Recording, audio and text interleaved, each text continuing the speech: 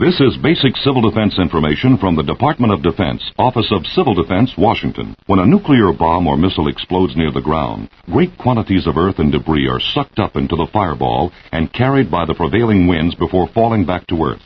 This material is radioactive fallout. The particles look like grains of salt or sand. Fallout gives off invisible gamma rays like X-rays, and heavy exposure to it can cause serious radiation sickness, even death. If a person receives a small or medium dose of radiation, his body will repair itself and he will get well. Usually the effects of radiation from fallout are more severe in very young and very old persons and those not in good health. Radiation sickness is not contagious. The most dangerous period is the first 24 hours after fallout arrives, but you might have to use fallout shelter up to 2 weeks. For further information about fallout and how you can protect yourself against it, consult your local Civil Defense office. This is basic civil defense information from the Department of Defense, Office of Civil Defense, Washington.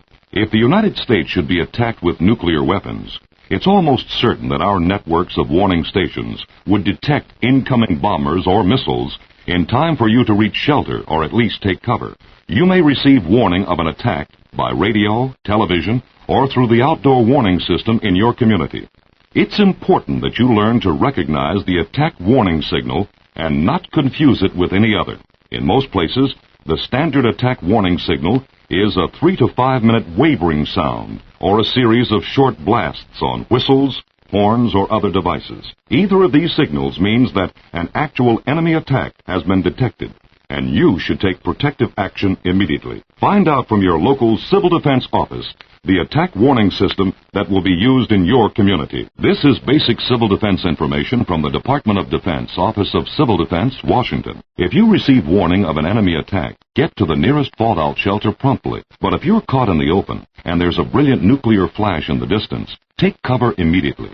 Even miles away, you may be exposed within seconds to a searing heat wave from the explosion, followed by a blast wave and flying debris. Get into the nearest building immediately or into a ditch or culvert, beneath a parked car, behind a tree or a wall, anything solid that will give you some measure of protection. Curl up in a ball and cover your head with your arms. Stay there until heat and blast waves have passed. Then go to the nearest fallout shelter before radioactive fallout starts drifting down. If there's no fallout shelter within range, go to the nearest large building and take shelter in the basement or one of the inner hallways. Know in advance what to do in any emergency situation.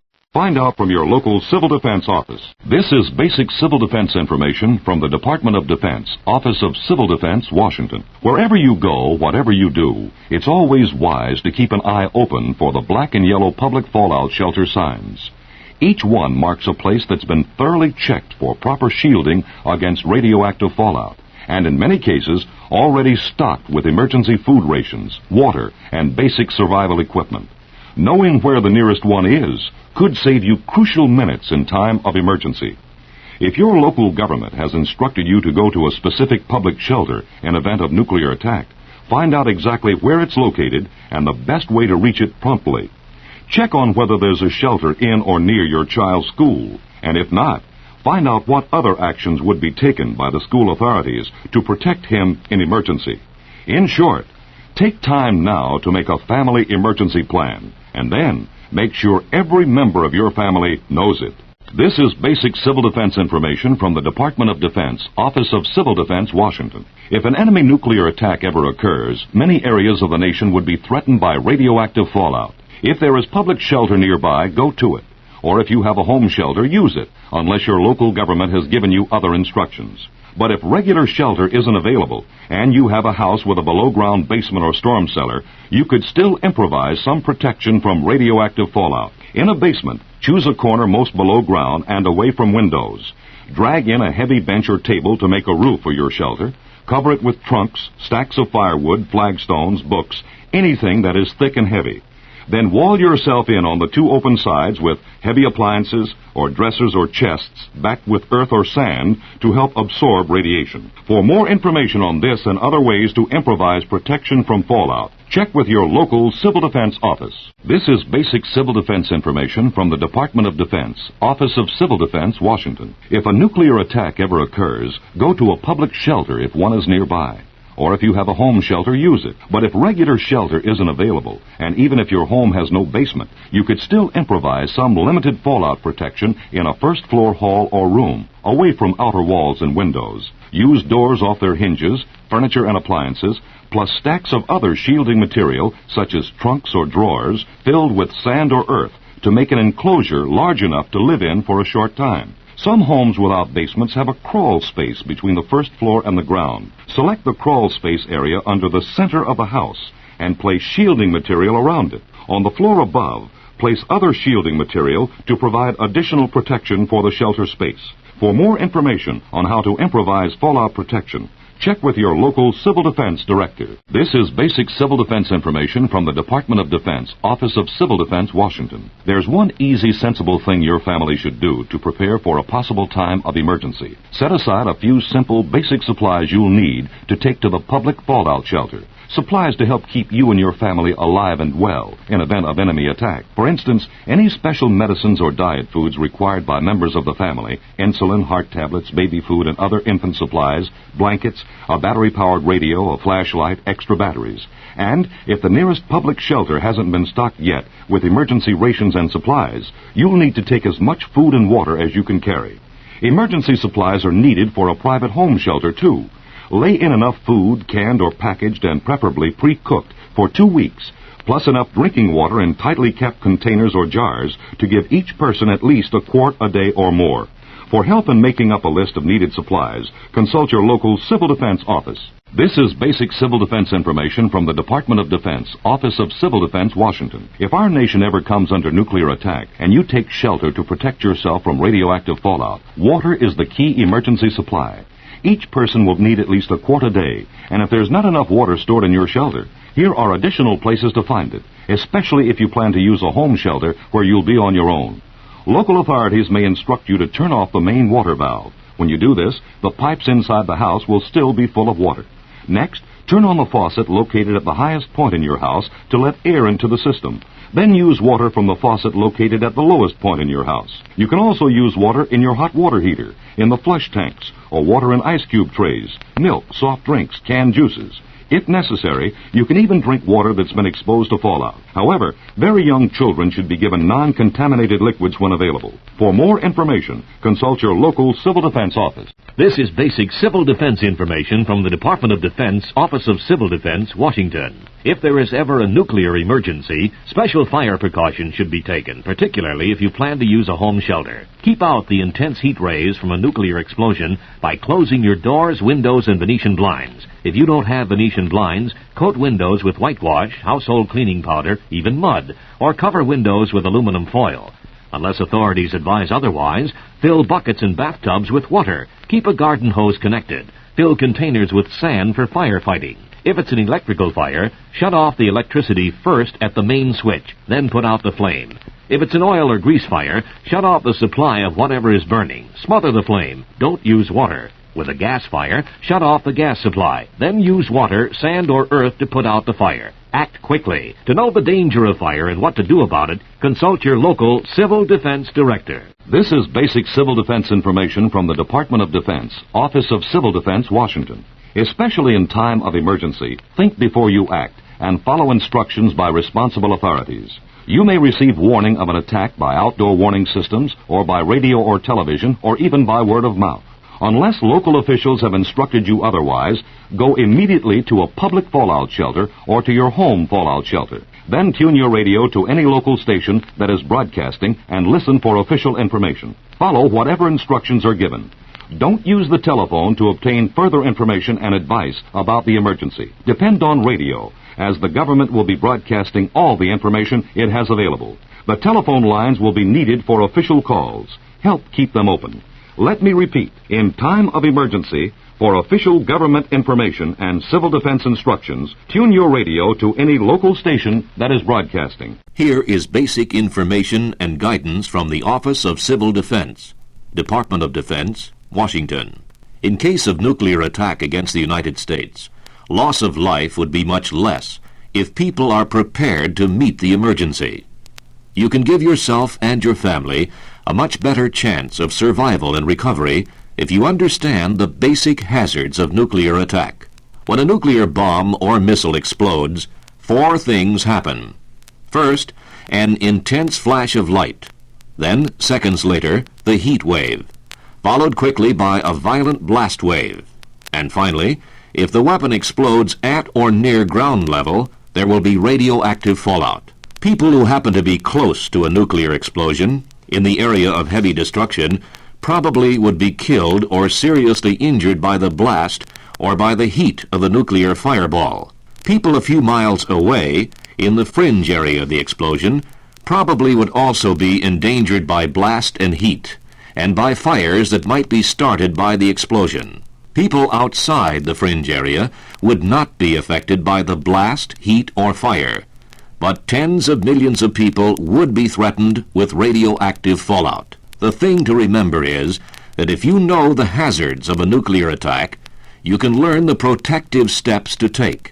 If, for example, you happen to be out in the open and there is a brilliant flash of light in the distance, don't look at it. It may injure your eyes. If possible, take cover immediately. If the explosion were some miles away, you might have 5 to 15 seconds before the heat wave reached you, and perhaps 30 to 60 seconds before the blast wave arrived. By quickly getting inside a nearby building or underneath a highway overpass, you might avoid being seriously burned, or thrown about by the blast, or struck by flying debris. If no solid cover is available, throw yourself on the ground, in a ditch or hollow, behind a tree or a wall, anything that will help to shield you. Curl up in a ball and cover your head with your arms and hands. Stay there until blast and heat waves have passed. Then move to the nearest fallout shelter for protection against radioactive fallout. For those living outside the areas of blast and heat, and this, according to the Department of Defense studies, would include tens of millions of people and probably more than 95% of our land area, fallout would be the principal danger. And if you understand the nature of the danger, you can shield yourself against it. When a nuclear weapon explodes near the ground, great quantities of pulverized earth and debris are sucked up into the nuclear cloud. There, radioactive gases produced by the explosion condense on and into this debris, producing radioactive particles, no larger than a grain of salt or sand. These particles can be spread by the winds over hundreds of miles before falling back to Earth. Wherever they settle, they give off invisible gamma rays, like X-rays, that can cause serious radiation sickness, even death. Areas close to a nuclear explosion might receive heavy fallout within 15 to 30 minutes. In communities 100 or 200 miles away, it might take 5 hours, 10, or even longer before the radioactive particles begin to drift down to Earth. No special clothing can protect people against gamma radiation, and no special drugs or chemicals can prevent large doses of radiation from causing serious or fatal damage to the cells of the body. Your only solution is in finding shelter. Fallout shelter would be essential during the first hours or days when the danger is at its peak. Generally, the first 24 hours after fallout began settling would be the most dangerous period. After that, the threat would begin to lessen, for fallout loses its radioactivity fairly rapidly. In a few days, or probably 2 weeks at most, it would be safe to emerge from the shelter, at least for short periods of time. Just remember this: there is a defense against radioactive fallout. It lies in finding suitable fallout shelter. Here is basic information and guidance from the Office of Civil Defense, Department of Defense, Washington. Fire is always a danger, even in normal peacetime. In a nuclear disaster, it would be a far greater hazard. For even in the fringe areas, a few miles away from the point of explosion and far enough to escape the worst effects of the blast, the heat wave might set fire to your home by igniting papers, fabrics, or dry wood. Gas lines might be broken, power lines knocked down, thus increasing the chances of fire. Through knowledge and prompt action, you could help reduce the fire hazard. Several special precautions should be taken if a nuclear attack seems threatened. Avoid accumulations of trash around the house or yard. To keep the intense heat rays of an explosion from entering your house, close doors, windows, Venetian blinds. If you don't have Venetian blinds, coat windows with whitewash, household cleaning powder, or other opaque materials, even mud if necessary, or cover windows with aluminum foil.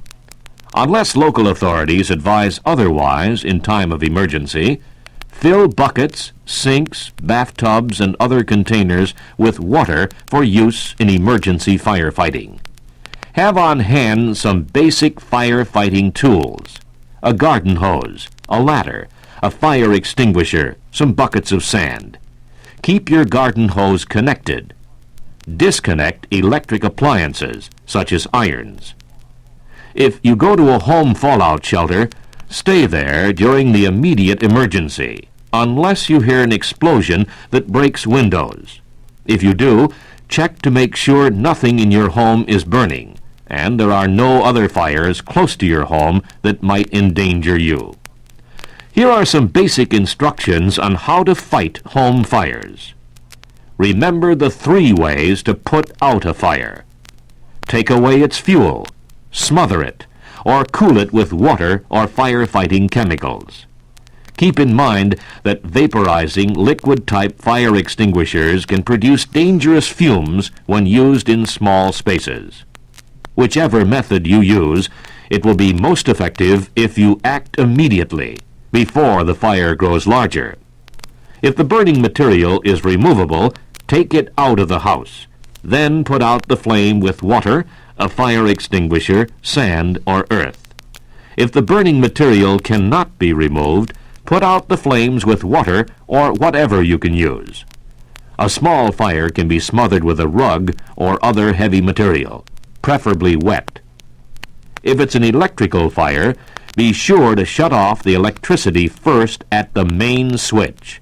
Then put out the flames with water or anything available. If you can't shut off the electricity, don't use water on the fire. If it's an oil or grease fire, shut off the supply of whatever is burning, and then smother the flames with sand, earth, rugs, or other heavy materials. Don't use water. If it's a gas fire, shut off the gas supply and then use water, sand, or earth to put out whatever is burning. To repeat, knowing how to reduce fire hazards and how to fight small fires could be essential in time of emergency. Here is basic information and guidance from the Office of Civil Defense, Department of Defense, Washington. If the United States should ever be attacked with nuclear weapons, the first warning may be by outdoor warning systems, or by radio or television.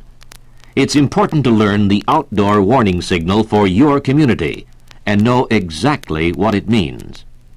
In most places, the standard outdoor attack warning signal is a 3 to 5 minute wavering sound, or a series of short blasts on whistles, horns, or other devices. This signal means that an actual enemy attack has been detected, and you should take protective action immediately. Some communities also use a second signal for extreme peacetime emergencies. This is the attention or alert signal, a 3 to 5 minute steady blast on sirens, whistles, or horns to tell you to turn on your radio or television for information on a threatened natural disaster or some peacetime emergency. It is important that you don't confuse the two.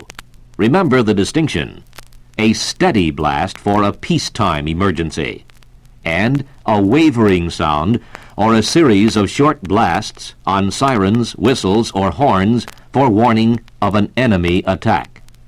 If there is any doubt about the signals used in your area, by all means check with your local Civil Defense Director about the warning signals used in your community. Many communities have published and distributed community shelter plans that advise their people what action to take if the attack warning signal is sounded.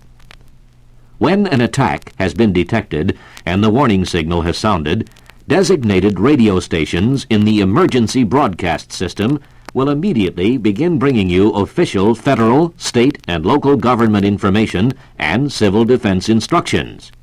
All other radio stations will go off the air. The broadcasters will not give their call letters, but will make repeated announcements identifying themselves as EBS stations, telling you what area they serve. Simply dial quickly around for the EBS station serving your vicinity and follow the instructions given. Let me repeat. If an enemy attack has been detected and the attack warning signal has been sounded, take protective action immediately as instructed by local authorities. Unless your local government has given you other instructions, go to a fallout shelter. Then turn on the radio, tune to any station broadcasting for your area, and follow the official instructions. Here is basic information and guidance from the Office of Civil Defense, Department of Defense, Washington. Wherever you go, whatever you do, it's always wise to keep an eye open for the black and yellow public fallout shelter signs. Each one marks a place that's been thoroughly checked for proper shielding against radioactive fallout in the event of nuclear attack. And in many cases, these shelters have been stocked with emergency food rations, water, and basic survival equipment. Many local governments have completed a community shelter planning program which instructs the citizens to go to specific public shelters. Find out exactly where the shelters are and the best way to reach them. Wherever you go, at home or at work, make sure that you and every member of your family know where to go and what to do in case of an emergency. Many public fallout shelters are stocked with austere rations of food, water, medical and sanitation kits, and instruments to measure fallout radiation. Some haven't been stocked so far. And because you might have to remain in a shelter for from 2 days to 2 weeks to escape the effects from fallout radiation following a nuclear attack, the question of supplies becomes important. Be prepared to take with you as much water and ready-to-eat food as you can carry. Even if the shelter is stocked with basic supplies, you may need to take along some additional items to ease your shelter stay. First, take any special medicines or diet foods needed for reasons of health, such as insulin or heart tablets. Next, if there is a baby in the family, take baby foods and necessary medicines, ingredients for mixing the formula, bottles, diapers, and other infant supplies. A blanket for each member of the family would be helpful, and a flashlight and extra batteries. Keep your supplies all assembled in one place. The important thing to remember is to find out now where you may have to take shelter and plan what essential items you will have to take with you if you use a public fallout shelter. Here is basic information and guidance from the Office of Civil Defense, Department of Defense, Washington. If the attack warning signal sounds, go immediately to the nearest public fallout shelter or a home shelter. But if none is available, you might be able to improvise some protection against radioactive fallout. It won't be as good as a permanent or pre-planned shelter, but any protection is better than none and might be enough to save your life. When improvised shelter becomes a necessity, the time element can be an important consideration. For example, areas close to a nuclear explosion might receive fallout within 15 to 20 minutes. But in communities 100 or 200 miles away, it might take 5 hours, 10, or even longer before the radioactive particles begin to drift down to Earth. The best place for an improvised shelter is the basement, if your home has one. Set up a large, sturdy table or workbench in the corner that is most below ground level, or use house door off their hinges to make a table. On top of the table, to shield yourself from radiation from the fallout settling on the roof, pile up as much shielding material as the table will hold. Use anything that is thick and heavy, for the greater the mass and density of your protective covering, the more it will absorb the radioactive gamma rays. For example, stacks of books and magazines, firewood, heavy lumber, flagstones from your outside walks and patios. You can also use trunks and boxes and cartons filled with sand and earth for additional protection. The corner basement walls will provide two sides for your shelter. Now, use heavy furniture such as dressers or chests or large appliances like washers, dryers, TV sets to make up the other two sides. Fill the drawers of the dressers and chests with sand or earth after they're placed in position, so they won't be too heavy to carry. When everyone is inside the improvised shelter, under the table or bench, block up the opening with other heavy shielding materials. If you don't have a large table or workbench available, or if more shelter space is needed for your family, place furniture or large appliances in the corner of the basement so they will serve as the walls of your shelter. To make a ceiling for it, use house doors taken off their hinges. On top of the doors, pile up as much shielding material as they will support. Stack other heavy material around the walls of your shelter. Then, when all persons are inside the shelter space, block the opening with more shielding material. If your home has no basement, but merely a crawl space, and if the house is set on foundation walls rather than on pillars, you can improvise an emergency fallout shelter there. First, get access to the crawl space through the floor or the outside foundation wall. Locate your shelter under the center of the house, as far away from the outside foundation walls as possible. Around the selected area, place shielding material, bricks or blocks, or containers filled with sand or earth from ground level up to the first floor of your house to form the four walls of your shelter. Then, on the floor above, place other heavy shielding materials to form a roof for the shelter area. If time permits, dig out more earth and make the shelter deeper so you can stand erect or at least sit up in it. If your home has neither a basement nor a crawl space surrounded by solid foundation walls, you can get some limited fallout protection by setting up an emergency shelter on the first floor of your home. However, this probably wouldn't give you as much protection as the other types we've just described. Use an inner hall, inner room, or large clothes closet on the ground floor, away from outside walls and windows. With doors, furniture, and appliances, with drawers and boxes filled with sand or earth, you can create an enclosure large enough to live in for a short time. If the closet or room is too small to allow space for this heavy shielding material, you can place it on the other sides of the walls and on the floor of the room overhead. A below-ground storm cellar can also be used as an improvised fallout shelter, but additional shielding material may be needed to provide adequate protection from fallout radiation. If the roof of the storm cellar is made of wood or other light material, it should be covered with a foot of earth. This will give the shelter additional shielding from radioactive fallout. More posts or braces may be needed to support the extra weight. While inside the storm cellar, stay as far away as possible from the entranceway. Another approach might be to set up an improvised family shelter outside in your yard. Here is one way to do it. Choose a spot a little distance from your house. Then dig an L-shaped trench, about 4 feet deep and 3 feet wide.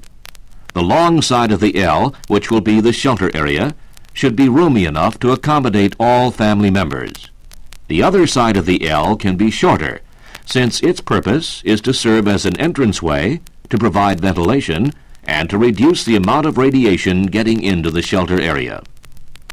Cover the entire trench with lumber or heavy house doors, except for about 2 feet at the end of the L, which will serve as your entranceway. On top of the lumber, pile up earth 1 or 2 feet thick, or cover it with other shielding material. If necessary, support or shore up the walls of the trench and the overhead roofing, so they won't collapse under the weight of the earth. To repeat, in time of attack, go to a public fallout shelter or a home shelter. But if neither one is available, improvise some type of fallout protection. It may be enough to save your life. Here is basic information and guidance from the Office of Civil Defense, Department of Defense, Washington. Food and water are two basic essentials of life. Both might be scarce during an enemy attack and in the period following when radioactive fallout would be a hazard. If you go to a public fallout shelter, you wouldn't need to know a great deal about managing water, food, and sanitation. A shelter manager would probably be in control, and he and his assistants would handle the problem with your cooperation. But if you are in a home shelter, you and your family would be largely on your own. You would have to take care of yourselves and do your own rationing of supplies you'd previously stocked. Food should be rationed carefully, since it might have to last as long as 2 weeks under heavy fallout conditions. If fallout particles should settle on your supplies, you can eliminate the danger by simply removing the particles by using everyday household methods of washing, wiping, or peeling. If the food is in cans or jars, just wipe the top off before opening. With packaged foods, just tear off the wrappers. With leafy vegetables, like lettuce, simply remove the outer leaves that contain fallout particles. Water would be even more important than food. The average person in a shelter would need at least a quart of water a day to drink, but additional water would be useful for purposes like washing. If you use a home shelter, your supply of water should be kept in tightly capped bottles or plastic containers, and it too should be rationed to sustain you if necessary over a period of 14 days. However, if drinking water should run short, there usually are several other sources of supply within your home. For instance, the 30 to 60 gallons of water in your hot water heater. You can also use the water and other fluids normally found in the kitchen. These include ice cubes, milk, soft drinks, other beverages, and fruit and vegetable juices. Another source is the water standing in the pipes of your plumbing system. In the event of an attack, local authorities may instruct householders to turn off the main water valves leading into their homes to avoid loss of pressure through possible breaks in the water mains. If you do this promptly, all water trapped in the pipes can be drained off. To use this water, turn on the faucet that is located at the highest point in your house to let air into the system, and then draw water as needed from the faucet located at the lowest point in the house. When it becomes safe to emerge from shelter, you might find that water in reservoirs, lakes, and streams would still contain some fallout particles that have not yet sunk to the bottom. But if you are forced to drink this water, here are some ways to purify it first. Strain it through a paper towel or through several thicknesses of soft cloth to remove the particles. Or else, let the water settle in a container for 24 hours, by which time solid matter would have sunk to the bottom. After the fallout is removed, boil the water for 3 to 5 minutes, or add a purifying agent. For each gallon of water, use 4 water purifying tablets, or 12 drops of tincture of iodine, or 8 drops of liquid chlorine bleach. If the water is cloudy, these amounts should be doubled. In extreme emergency, hungry and thirsty adults should not be denied the necessities of food and water, even if you suspect they may still contain radioactive fallout. For it's doubtful if you could swallow enough of these sand-sized particles to do any immediate harm. However, where infants and small children are concerned, for reasons of long-term genetic safety, it's advisable to feed them canned or powdered milk for a while after the attack, unless the regular milk supply is known to be uncontaminated. Do not give them water that may contain radioactive substances, if any pure water is available. Remember, radioactive fallout cannot spoil food or turn water radioactive. Remove the particles, and the water and food will not harm you.